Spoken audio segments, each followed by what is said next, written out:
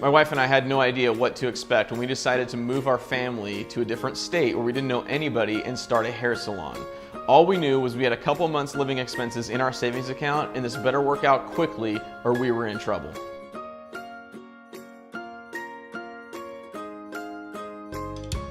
I quickly learned everything that I could about marketing on the web because I knew that when people are looking for a new salon, they go to Google. I created a website and a promotional video for our salon in a relatively short period of time, got both of those ranked in the #1 and #2 positions in local Google search, and we haven't stopped growing ever since.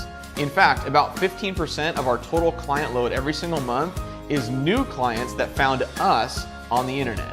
After a while, I took a step back and realized that the formula that I've implemented for our salon can be replicated for any salon in the world because Google is everywhere in the world. And so from that time on, I've been consulting other salon professionals to do the exact same thing.